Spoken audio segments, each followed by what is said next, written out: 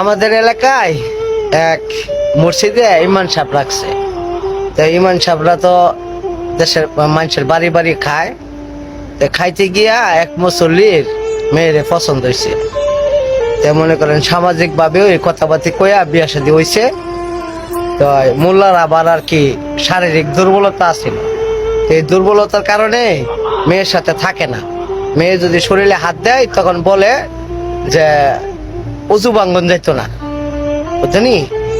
উজু আর ভাঙ্গে না, এভাবে গেছে গা ৬-৭ মাস। মেয়ে চিন্তা করে ৬-৭ মাস ধরে সে যত উজুই ভাঙে না, তার ঘর সংসার করে আমার কোনো ফায়দা নেই।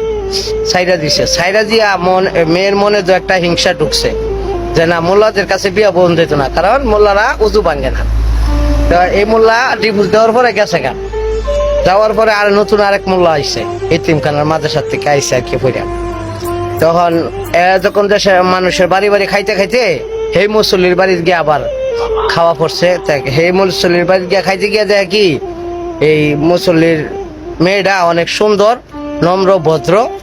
তখন করছে কি যে এই মুসল্লির এশা নামাজের কালিমা বলছে যে চাচা আপনি এশা নামাজের পরে থাকেন।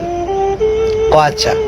তো নামাজের পরে সবাই যখন গেছে গা, হ্যাঁ রয়েছে, তখন চাচা আপনার একটা কথা কইতাম, যদি কিনা কিছু মনে না করেন, কারণ আমি তো এতিমখানায় বড় হয়েছি, গার্জেন হইলো আমি আর পাত্রী হইলো আমি আপনার মেয়ের বিয়ে করতে চাই।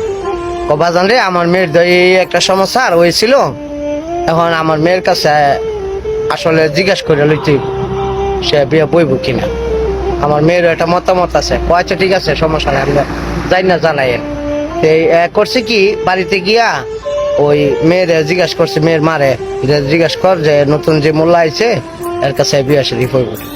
যে মহিলারে মোল্লার কথা কইছে, কয় না আমি মোল্লার কাছে বিয়ে বইতাম না, তুই আমার রিস্কওয়ালার কাছে বিয়া দি, কিন্তু মোল্লার কাছে বইতাম না।